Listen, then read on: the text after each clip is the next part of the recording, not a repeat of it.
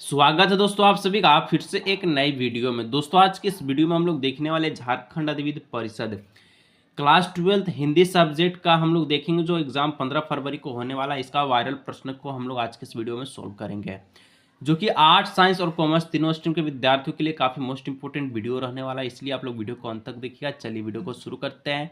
Video को like नहीं किया, वीडियो को लाइक कर लीजिए। चलो पहली बार सब्सक्राइब करने के साथ साथ बेल नोटिफिकेशन को ऑल पे प्रेस कर लीजिएगा। चलिए फाइनली वीडियो को शुरू करते हैं।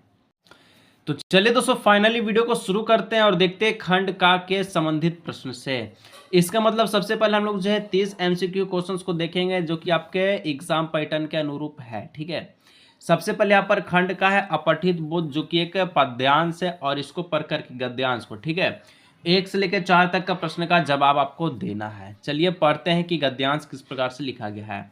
गद्यांश दोस्तों लिखता है कि विज्ञान की प्रगति से आधुनिक सुख साधनों में पर्याप्त वृद्धि हुई है। ठीक है, विज्ञान का जब प्रगति हुआ तो आधुनिक जो सुख साधन है इसमें क्या हुआ, पर्याप्त वृद्धि हुआ है। इन साधनों के उपयोग से मानव बुद्धि कुंठित हो गई है। इसके असंतुलित उपभोग से मनुष्य का शारीरिक तथा मानसिक स्वास्थ्य विकृत हो गया है। ठीक है, मनुष्य के सामने एक विकट समस्या है कि विकट परिस्थितियों में जीवन में वास्तविक और अस्थायी सुख उपलब्ध कराने के लिए जो है क्या उपाय किया जाए। ठीक है, चलिए इतना तक हम लोग गद्यांश को पढ़े हैं और अब देखते हैं कि क्वेश्चंस इस गद्यांश से पूछा है कि नहीं। तो पहला प्रश्न है कि विज्ञान की प्रगति में किसमें वृद्धि हुई है। तो जो पहला आप लोग लाइन देखे थे यहाँ से यहाँ तक, ठीक है, क्या लिखा गया, विज्ञान के प्रगति में क्या हुआ, तो आधुनिक सुख साधनों का वृद्धि हुआ। यानी ऑप्शन नंबर इसका हो जाएगा बी नंबर, आधुनिक सुख साधनों का। 2 नंबर क्वेश्चन से विज्ञान की प्रगति हमारे लिए चिंता का कारण क्यों है। तो इसलिए है क्योंकि यहाँ पर मानव का जो है बुद्धि कुंठित हो गई है, शारीरिक जो स्वास्थ्य है वो गिरावट आई है, मानसिक स्वास्थ्य में गिरावट आई है। यानी ऑप्शन नंबर डी इसका हो जाएगा, सभी कथन सत्य है। ठीक है, 3 नंबर क्वेश्चन आपसे पूछ रहा है कि उपयुक्त गद्यांश के लिए उपयुक्त शीर्षक लिखे। आप जो इस गद्यांश के लिए आप लोग जो है शीर्षक को किस प्रकार से आप लोग चुनेंगे, आप लोगों को बताना है। ठीक है, तो शीर्षक आप लोग चुनेंगे कि वैज्ञानिक प्रगति व अध्यात्मकवाद। ठीक है, यानी ऑप्शन नंबर बी। इसके बाद 4 नंबर क्वेश्चन से कि विज्ञान जनित बुराइयों से मुक्ति कैसे मिल सकती है। तो विज्ञान जगत, ठीक है, जनित बुराइयों से जो मुक्ति कैसे मिलती है, यहाँ पर आप लोगों को ढूंढना है। ठीक है, तो विज्ञान जनित समाज में व्याप्त अनेकानेक बुराइयों से मुक्ति मिल सकती है। ठीक है, यानी कि यहाँ पर हम लोग जो देखें क्या हो जाएगा इसका करेक्ट आंसर, तो यहाँ हो जाएगा आपका ऑप्शन नंबर, ठीक है, सी नंबर, भौतिक और आध्यात्मिक उन्नति में संतुलित समाज स्थापित करके। ठीक है, यानी ऑप्शन नंबर सी इसका हो जाएगा करेक्ट आंसर। चलिए इसके बाद हम लोग देखते हैं, एक आपका पद्यांश आ चुका है, जो कि 5 से 8 तक का प्रश्न का जवाब देना है। पद्यांश कहता है पथ पर चलना तुझे तो मुस्कुराकर चल मुसाफिर। ठीक है, वह मुसाफिर क्या जिसे कुछ सुल की पथ के थका दे, हौसला वह क्या जिसे कुछ मुश्किलें पीछे हटा दे, वह प्रगति भी क्या जिसे कुछ रंगीन कलियां तितलियां मुस्कुराकर गुनगुनाकर थाए पथ मंजिल भुला दे। जिंदगी की राह पर केवल वही पंथी सफल है। ठीक है, आंधियों में बिजली में जो रहे अविचल मुसाफिर, पथ पर चलना तुझे तो मुस्कुराकर चल मुसाफिर। तो कुछ इस प्रकार का एक पद्यांश दिया गया है, जिसमें आपको 4 क्वेश्चंस का जवाब देना है। चलिए देखते हैं क्वेश्चंस किस लेवल का पूछा है। क्वेश्चन से 5 नंबर, प्रस्तुत पंक्तियां में कवि किससे संबोधित कर रही है, किससे संबोधित कर रही है। तो प्रस्तुत पंक्तियां में जो कवि है मुसाफिर को संबोधित कर रही है, यानी ऑप्शन नंबर सी हो जाएगा। ठीक है, 6 नंबर क्वेश्चन कहता है कि कवि संघर्षों का सामना करने का क्या रास्ता बतलाता है। तो कभी संघर्षों का सामना करने का क्या रास्ता बतलाता है, तो आपको बताना है। तो संघर्षों का मुस्कुराकर सामना कर। ठीक, option number A.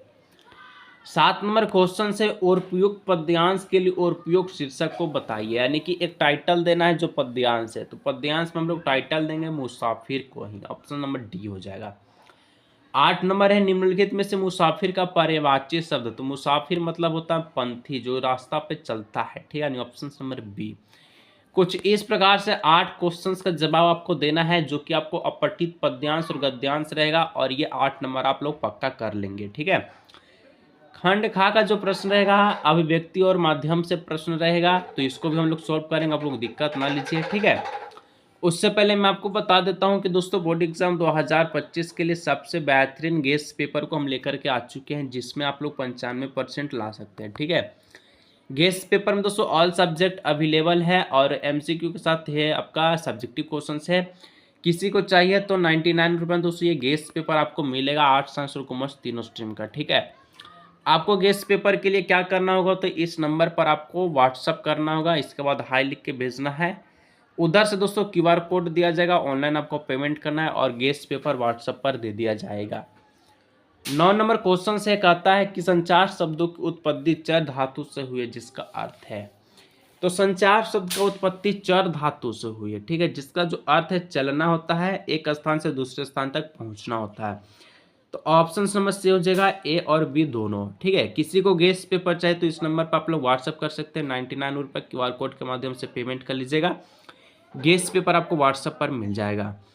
10 number question कहता है निम्नलिखित में से कौन एक प्रसिद्ध संचार शास्त्री है। ठीक है, तो दोस्तों यहाँ पर संचार जो शास्त्री है प्रसिद्ध प्रमुख विल्बर फ्रेम हो जाएगा, ऑप्शन विल्बर फ्रेम। ठीक है, option number A.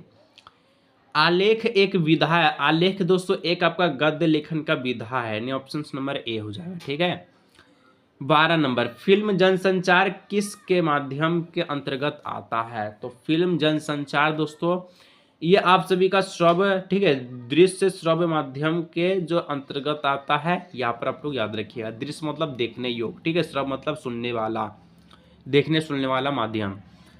13 number feature के लिए हिंदी में कौन सा शब्द प्रयुक्त किया गया, तो फीचर के लिए हिंदी में रूपक शब्द का प्रयोग किया गया, यानी ऑप्शन नंबर बी। संपादिकाएं किसके द्वारा लिखा जाता है, तो संपादिकाएं दोस्तों संपादक के द्वारा लिखा जाता है, यानी कि यहाँ पर ऑप्शन नंबर सी हो जाएगा। ठीक है, 15 नंबर जनसंचार माध्यम का प्रमुख कार्य क्या है, तो जनसंचार माध्यम का जो प्रमुख जो कार्य हो जाएगा, लोगों का मार्गदर्शन करना, मनोरंजन करना, सूचना देना और शिक्षित करना है। ठीक है, यानी ऑप्शन नंबर डी हो जाएगा, ये सभी इसका करेक्ट आंसर।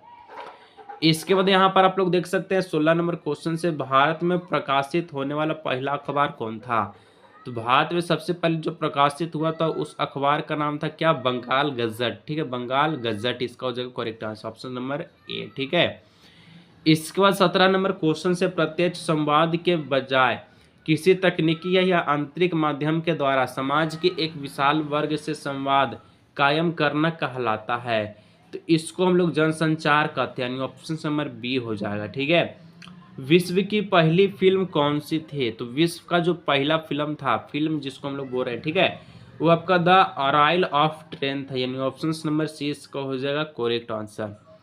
इसके बाद खंड खा गा जो है पाठ्य पुस्तक से प्रश्न स्टार्ट हो चुका है, जिसमें हम लोग देख सकते हैं किताब से एक पद्यांश यानी कि पोयम को दिया गया, जिसमें आपको पढ़ करके 19 क्वेश्चंस, ठीक है, 20 का, 21 का और 22 का, टोटल 4 क्वेश्चंस का जवाब देना है। चलिए देखते हैं कि क्या लिखा गया है।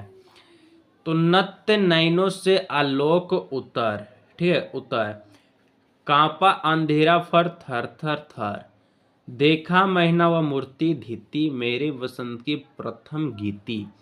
तो कुछ इस प्रकार का पद्यांश है जो कि बुक्स आपका लिया गया है, और इस कौन सा जो है ये पद्यांश का पाठ आप लोग नीचे कमेंट करके इसका आंसर जरूर से बताइएगा। ठीक है, 19 नंबर दोस्तों क्वेश्चन से प्रयुक्त पंक्तियां के रचयिता कौन है, तो जयशंकर प्रसाद नहीं, रघुवीर सहाय नहीं, तुलसीदास सहाय नहीं, यानी option number D Suryakant Tripathi Nirala. 20 नंबर उपयुक्त पद्यांश किस भाषा में, तो ये जो पद्यांश है ये पूरा का पूरा खरी बोली में, ठीक है, खरी बोली में, यानी ऑप्शन नंबर इसका जब सी हो जाएगा करेक्ट आंसर। 21 नंबर कांपा अंधेरा पर थर थर थर, पंक्ति में कौन सा अलंकार है, थर थर थर जो है ये पंक्ति में एक अलंकार होता है जो कि पुनरुक्ति प्रकाश अलंकार, यानी कि 3 बार रिपीट हुआ, आप लोग देख सकते हैं। ठीक है, तो ये पुनरुक्ति यानी कि बिना रुके हुए 3 बार जो रिपीट हुआ, तो इसको हम लोग कहा सकते हैं पुनरुक्ति प्रकाश अलंकार। 22 नंबर प्रस्तुत पंक्तियां किस कविता से ली गई है, ठीक है, चलिए आप लोग बताए नहीं, मैं बता देता हूं, ये आपका सरोज स्मृति से लिया गया है, सरोज स्मृति से। ठीक है, सरोज स्मृति जो ऑप्शन नंबर डी होगा। चलिए आगे बढ़ते हैं। नेक्स्ट प्रश्न 23 नंबर। देवसेना का गीत शीर्षक कविता जयशंकर प्रसाद के किस नाटक से लिया गया है? तो दोस्तों बताना है किस नाटक से लिया गया है। तो यहाँ पर स्कंद गुप्त से लिया गया, यानी ऑप्शन नंबर बी। 24 नंबर का प्रश्न आप लोग देख सकते हैं। क्वेश्चन जो कहता है कॉर्न वाले, ठीक है, कार्नेलिया कौन थे? तो कार्नेलिया दोस्तों सेल्यूकस की बेटी थी, यानी ऑप्शन नंबर ए हो जाएगा। ठीक है, फिर से पर दोस्तों बोर्ड एग्जाम 2025 के लिए 95% का लक्ष्य अगर आप लोग लिए हैं, ठीक है। किसी को गेस्ट पेपर चाहिए 99 रुपये में दोस्तों, ऑल सब्जेक्ट है, साइंस आर्ट्स कॉमर्स तीनों स्ट्रीम का। इस नंबर पर आप लोग व्हाट्सअप करके आप लोग क्लास के बारे में, ठीक है, यानी कि हाई लिख के भेजिएगा। उसके बाद QR कोड पर पेमेंट करने के बाद व्हाट्सएप पर गेस्ट पेपर दे दिया जाएगा। मदन महीना किसे कहा जाता था? मदन महीना दोस्तों किसको कहते हैं? तो बसंत को कहते हैं, यानी ऑप्शन समझ सी। ठीक है दोस्तों, आज के इस वीडियो को यहीं रखते हैं, क्योंकि जो क्वेश्चंस जो लिया गया है क्वेश्चन सबसे मोस्ट इम्पोर्टेंट है। ठीक है, तो चले किसी और भी नए वीडियो में मिलते हैं। तब तक के लिए दोस्तों जाइए व्हाट्सएप पे व्हाट्सएप कीजिए।